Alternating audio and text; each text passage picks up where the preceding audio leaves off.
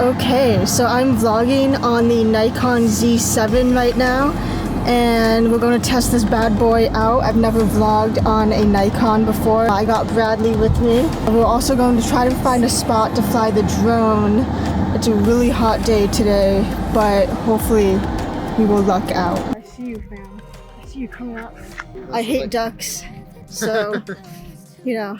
But we did find a place where we could fly the drone at this really cool lake area. Bradley's gonna be the drone pilot for this. I trust him with my drone. I have for the Nikon Z7, I have the ISO at auto, and I have an ND filter on because it is sunny out, but I think this is a pretty decent setup. And so far I trust the autofocus, and I am using the Rode NTG video mic NTG on this, and so hopefully the levels are good. Also, this is a f4 lens. We have the adapter on for Z mount, and I think it does a good job. So it's been a hot minute since I've flown this thing or even set this thing up.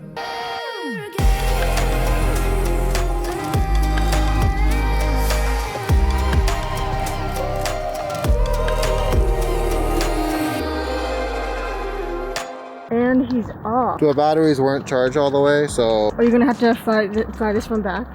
No, I mean, it's at 46%. It should be 45. It's absolutely gorgeous out though. Hot damn.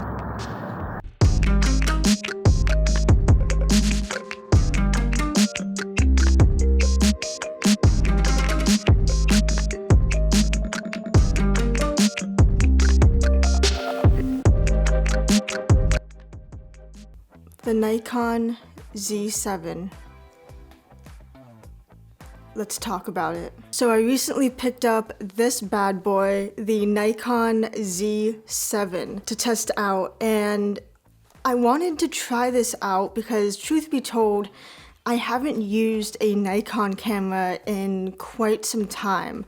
I did learn the basics of photography on an old Nikon D50, but this is the future of Nikon. I wanted to test it out and see what type of features have they improved on, and is it also worth getting for vlogging or for a hybrid shooter if you want to do video and photography. I was pleasantly surprised, but also a little bit disappointed, so hear me out. So the Nikon Z7 is part of Nikon's mirrorless lineup. They've definitely come a long way. This camera has N-Log if you record to an external monitor. I couldn't find it directly in the menu system for video, so I was using the neutral picture profile, and it seems like the colors straight out of camera with that were pretty decent, and I didn't find any problem with that. It has 4K, it has 1080p up to 120 frames per second. You know, it has the video specs that you would expect this camera to have. And also the photography side, I mean, all the buttons are in the right place. The ISO, it has the front and rear dial, and the ISO button is very easy to press and then just turn the dial for ISO. And also I like where the record button is. It's directly on top, so it's super easy to just press record and boom, you're ready to go. I found that there are a couple of downsides to this camera. The actual lens is pretty big since it has like an adapter ring on it. Another thing to note is that this camera, it doesn't take any SD cards, so it only takes these CF Express cards, and these things are expensive. These are like $300, $500. So that is a big thing to consider because you would have to invest in new format of cards, so just keep that in mind. Although this camera is great for hybrid shooting, for photography, and for doing video, it's not great for vlogging, for this type of YouTube content creation, which a lot of people are getting into, and is one of the reasons why they choose Sony or Canon over Nikon at the moment. For example, this camera it doesn't have a proper flippy screen. Right now I'm using the Canon 90D, my main shooter. I love this camera, and to my right or your left, it has a flippy screen. Like, I can see that I'm in focus, I can see my audio levels, and that gives me a real sense of security when I am vlogging on this or even using it as a talking head type of camera. I thought I was in focus because when I pointed this at Bradley, he was in focus. It was showing the, green box on his face, and I said, okay, cool. If I turn it to me, I will be in focus, but that wasn't the case. Reviewing the footage, I found that for the most part, I was out of focus, and I don't know why that is. So I don't know what's up with Nikon's autofocus.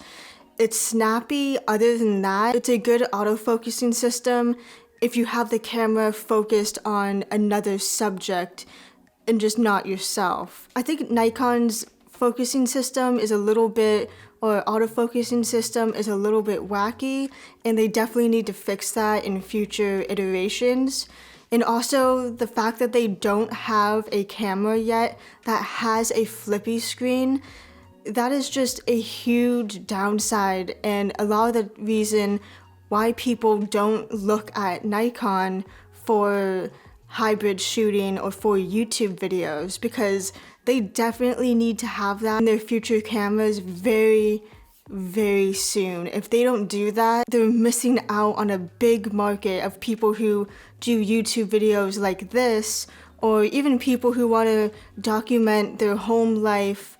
I mean, they're definitely missing out on a big market, and a lot of the time, the younger generation like myself, they're looking for a hybrid camera that has a flippy screen so they can grow into possibly vlogging and doing that, but also a camera that is easy to use. Using this for photography, it works great, but I found that the menu system for video was a little bit clunky. I honestly thought it was more complicated than even the Sony a7 III menu system, and people rave that that menu system is like one of the worst menu systems. Other than that, if you are using this as a hybrid camera to photograph your kids' soccer game, but you also want to get video of that, or if you're doing wildlife photography and you also want to do video too, then this camera is fantastic for that. It does that great, again, if you're filming another subject. But if you want to film yourself or use this for vlogging, it's just not, it doesn't work, is what I'm trying to say. So they definitely need to look at the future of their cameras, and they need to make cameras that are used for vloggers and for YouTubers, because that's where a big part of the younger generation and where the market is heading towards. I will say that the battery life is pretty decent on this camera.